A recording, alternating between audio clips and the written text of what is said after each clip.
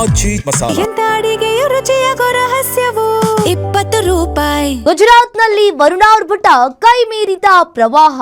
ಅಹಮದಾಬಾದ್ನಲ್ಲಿ ರಣಮಳೆ, ಬೆಚ್ಚಿ ಬಿದ್ದ ಜನರು, ಅಪಾರ್ಟ್ಮೆಂಟ್ಗಳು ಮುಳುಗಡೆಗೊಂಡಿದ್ದಾವೆ. ಇನ್ನು ಜನರು ಒಂದ್ ಕಡೆ ಕಂಗಾಲಾಗಿದ್ದಾರೆ. ಗುಜರಾತ್ನಲ್ಲಿ ವರುಣಾರ್ಭಟದಿಂದಾಗಿ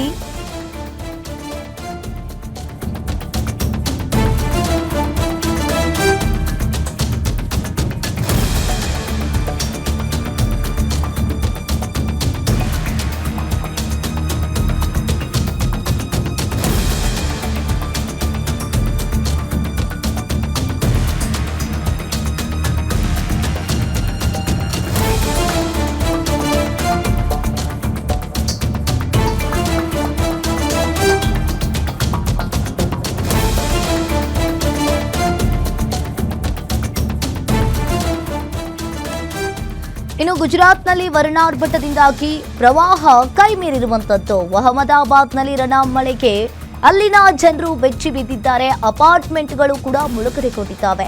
ಇನ್ನು ಒಂದ್ ಕಡೆ ಜನರು ಕೂಡ ಕಂಗಾಲಾಗಿರುವಂತದ್ದು. ನೀರಿನ ಅಬ್ಬರಕ್ಕೆ ರಸ್ತೆ ಜಲಾವೃತಗೊಂಡಿದೆ. ತೇಲ್ತಾ ಇರುವ ಕಾರುಗಳು. ಅಂಬ್ಲಿ ಸೆಂಟೋಸಾ ಪಾರ್ಕ್ ಸಂಪೂರ್ಣವಾಗಿ ಜಲಾವೃತವಾಗಿದೆ.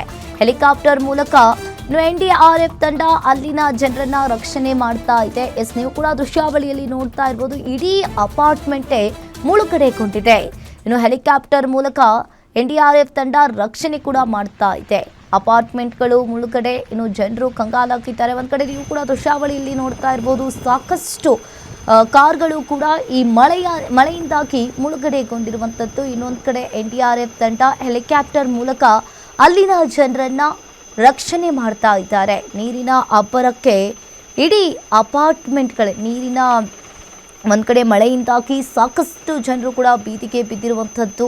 ಇನ್ನು ಸಾಕಷ್ಟು ಮಳೆಯಾಗ್ತಾ ಇರುವುದರಿಂದ ಅಹಮದಾಬಾದ್ನಲ್ಲಿ ಜನರು ಕಂಗಾಲಾಗಿದ್ದಾರೆ. ಇನ್ನು ಒಂದು ಕಡೆ ವರ್ಕ್ ಮಾಡೋದಕ್ಕಂತ ಒಂದು ಪ್ಲೇಸಿಂದ ಇನ್ನೊಂದು ಪ್ಲೇಸ್ ಕಡೆ ಹೋಗ್ತಾ ಇರ್ತಾರೆ. ಅವರು ಕೂಡ ಸಿಕ್ಕಾಪಟ್ಟೆ ಕಂಗಾಲಾಗಿರುವಂಥದ್ದು. ಒಂದು ರೀತಿಯಾಗಿ ಜನರ ಜೀವನವೇ ಅಸ್ತವ್ಯಸ್ತಗೊಂಡಿದೆ.